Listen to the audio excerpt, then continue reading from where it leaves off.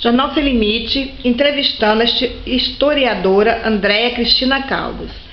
Andréia, fala um pouco de você, do seu trabalho, o que é esse trabalho de historiadora, tá? E qual a dificuldade que você tem de fazer seu trabalho, né, crescer um pouco mais, né?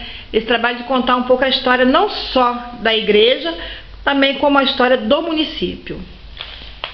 Bem, eu sou mestre em História, né?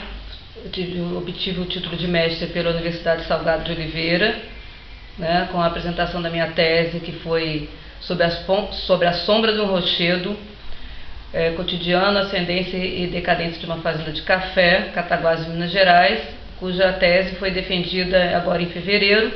Eu obtive nota máxima com a minha orientadora, professora doutora Mary Del Priori. Eu tenho 2 livros publicados, um em conjunto com os colegas da universidade e outro chamado Genealogia da Família Imperial Brasileira, que foi lançado ano passado. Bem, com relação ao trabalho da igreja, né, a gente teve um pouquinho de dificuldade porque não tinha nada na cidade arquivado. Então eu comecei a pesquisar, não só olhando os livros que já existiam aqui na igreja, também os livros já escritos pelas pessoas locais. E com isso eu fui mais a fundo, né? Eu tive que viajar, eu fui ao Rio, eu fui a São Fidélis, eu fui a Itaocara, para poder conseguir desvendar alguns pontos que não estavam batendo com as informações que já existiam nos livros já publicados e com os arquivos que eu estava achando na própria igreja. As informações e as datas não checavam.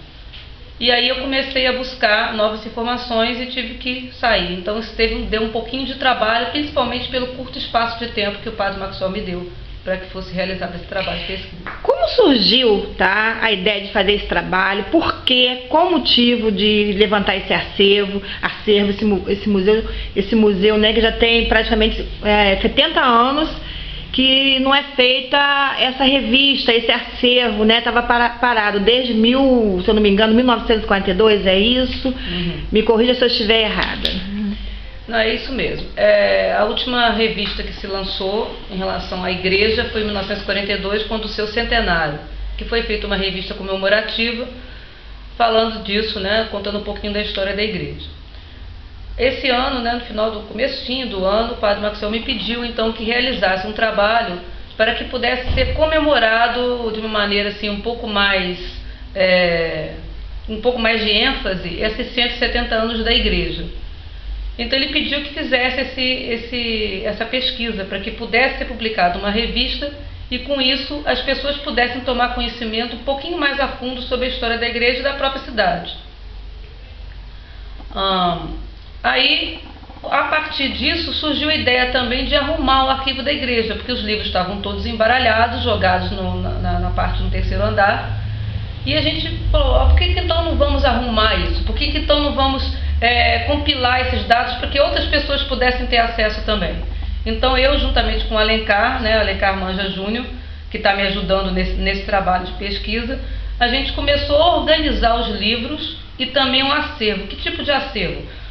Todo o material litúrgico não mais usado, cálices, roupas litúrgicas, imagens, enfim, fotos, todas as coisas antigas que estavam simplesmente armazenadas numa sala lá e que a gente resolveu colocar. Então foi feito, o padre está fazendo uma obra na igreja e tanto essa revista quanto esse acervo todo vai ser inaugurado no dia 1º de junho, após a missa da Trezena, para que todo mundo possa ter acesso a essas informações, né? Não só quem adquirir a revista. Muito bom. E a programação da festa já está pronta? A parte religiosa, você já tem alguma novidade para contar para a gente, né? Bem, a parte religiosa, ela já está pronta, né? Porque ficou a meu cargo do Alencar. A parte social eu não estou muito por dentro, porque eu não estou muito mexendo com essa parte. Mas a parte religiosa está pronta, sim, a parte da Trezena. O que vai ser feito? Cada dia vai ter um tema, e nesse tema vai ser homenageado todos os padres que aqui passaram, desde o primeiro até o padre Maxwell. Então todas as pessoas, todos os religiosos que por aqui passaram e que ajudaram a construir o que é hoje essa igreja, vão ser homenageados nessa trezena, né? E a novidade que vai aparecer nessa revista, que a gente só vai divulgar exatamente quando da revista, é o seguinte: na verdade, com essa pesquisa, nós descobrimos que Pádua não foi fundado por Frei Flórido. Quando o Frei Flórido aqui chegou em 1826, o Pádua já existia, né?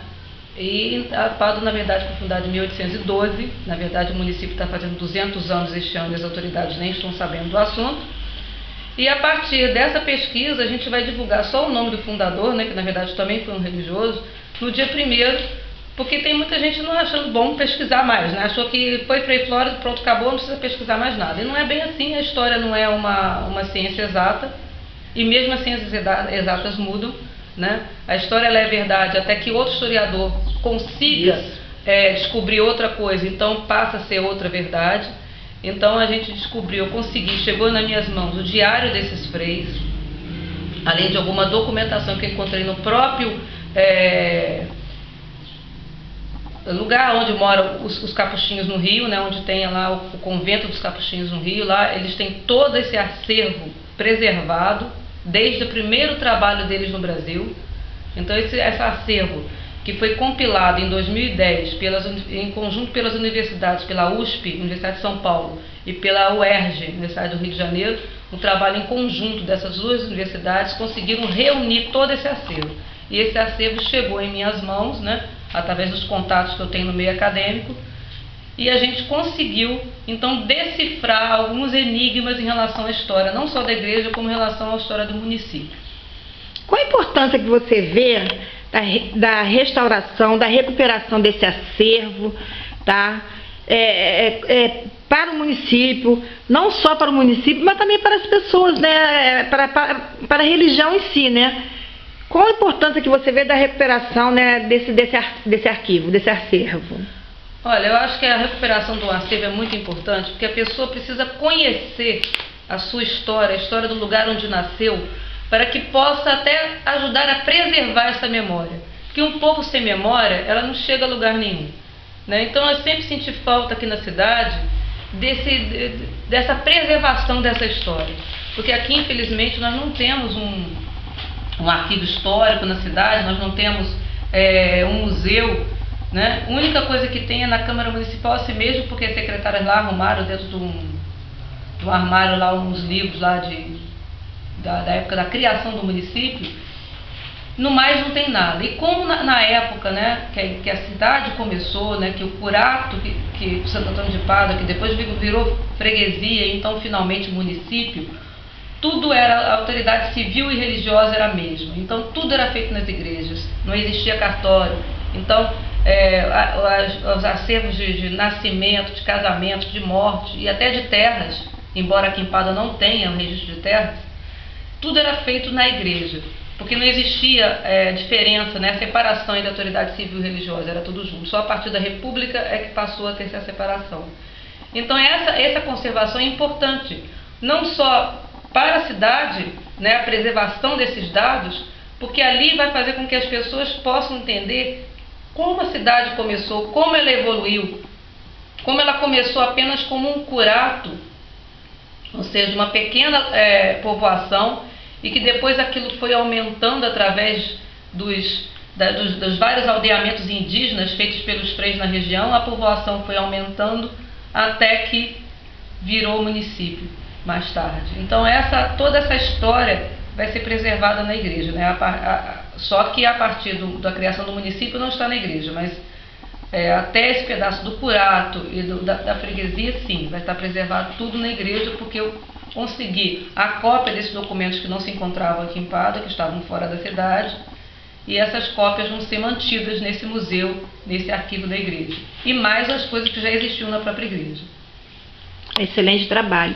Andréia, eu gostaria que você convidasse as pessoas, né, para virem no dia da festa, da abertura, né, que venha conhecer esse acervo, né, você convidar a família paduana, né, e todos, né, que estão envolvidos na história, né, e tem história de muitas famílias paduanas ali, né, então as pessoas vão poder se ver né? Até em registro histórico, fotográfico, né? Através de foto, né? Então é muito interessante você chegar num acervo desse e encontrar um avô, o seu pai, um sobrinho, né? A sua tia, né? Isso é muito importante, né? E eu me sinto até feliz do Jornal Sem Limite também estar participando um pouco desse acervo, né? Que a gente contribuiu com um pouco das fotos, né? Espero, né, que tenha servido, porque era tantas fotos, tantos CD, porque o arquivo de jornal é diferente, né? A gente vai jogando tudo ali e espero que a gente tenha colaborado também, né? Que é muito importante, né, a gente fazer parte, né, da família paduana. Apesar, né, de eu não ser paduana, ser carioca, né, mas eu me considero paduana de coração. Eu amo Santo Antônio de Padua, eu amo minha paróquia, eu amo o município, né, e me sinto muito feliz em estar colaborando, né. Então deixo agora você ao cargo, né, de convidar as pessoas que venham, né, participar, que venham, né, assistir, né, e ver, né, esse grande evento. Pois é, eu também não sou paduana, né? Sou carioca também. Que bom! Mas já moro aqui há 20 anos, então a cidade já se incorporou aí na história, né? Esse trabalho não é a minha linha de pesquisa, mas acabou chegando nas minhas mãos. Então eu gostaria também, primeiramente, de agradecer, né, a todos, a você, Márcia, do Jornal Sem Limite, que nos ajudou com fotografias, a todas as pessoas que contribuíram com fotografias antigas, né? Dos grupos da igreja que não existem mais, né? Todas as pessoas que contribuíram, não vou aqui nomear porque a gente pode esquecer alguém.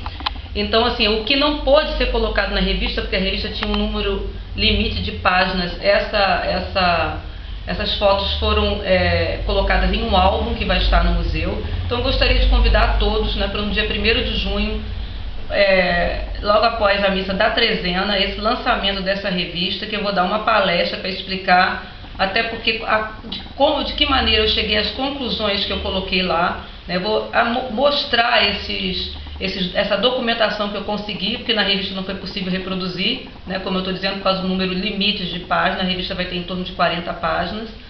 Então, essa palestra vai ser uma palestra explicativa e logo após a palestra vai ter a inauguração do museu e a inauguração do acervo histórico. Né? Então eu gostaria então de convidar as pessoas para participar desse evento, e a gente sabe que logo após também o lançamento da revista e a inauguração do museu e do acervo, vai ter também uma apresentação de um grupo folclórico de Petrópolis e depois de um evangelizar show com um grupo da igreja. Andréia, a direção, a organização da festa por parte da administração da igreja, né? O presidente da festa é o diácono, né? Você sabe como é que está essa diretoria, como é que está essa organização? Eu sei que o presidente, né, é o diácono do Cláudio, que o vice-presidente é o Canela, né, mais conhecido como Canela. Mas eu não sei de cabeça, assim... É a equipe, né? Tem a equipe que acompanha, né? A parte litúrgica da igreja, né? A parte religiosa está a meu cargo e a cargo do Alencar Júnior. Nós dois é que ficamos responsáveis pela parte religiosa da festa. Mais alguma coisa a acrescentar na entrevista? Você gostaria de ressaltar mais alguns dados? Não, eu acho que deu para dar um resumo legal, assim, dos dados, né? Do que a gente tentou pesquisar. Como eu falei, a gente vai deixar para divulgar o nome do fundador, então, da cidade no dia 1º. Surpresa! Um pouquinho de suspense, um pouquinho. E a gente espera estar contribuindo de alguma forma, né, com a preservação da história da cidade e também da igreja. E incentivar a educação, né? Incentivar as pessoas a estudarem, a lerem, né? Não só atendendo as autoridades também, né? Isso aí é um gancho, né, das pessoas, né, acompanharem, né, e lerem mais um pouco e procurar ter um interesse maior pela história da cidade onde nasceu ou onde escolheu para viver, né, como nós, né? Exato. Então eu espero que de alguma forma a gente tenha conseguido contribuir um pouquinho, mesmo que com um pouco, para essa história. O Jornal Sem Limite agradece. Márcia Mendes, editora, repórter na residência da Andréia, nesta quinta-feira, às 11h15 da manhã. Obrigada a todos. Esperamos que vocês fiquem satisfeitos com a nossa entrevista. Eu que agradeço. Obrigada, Márcia.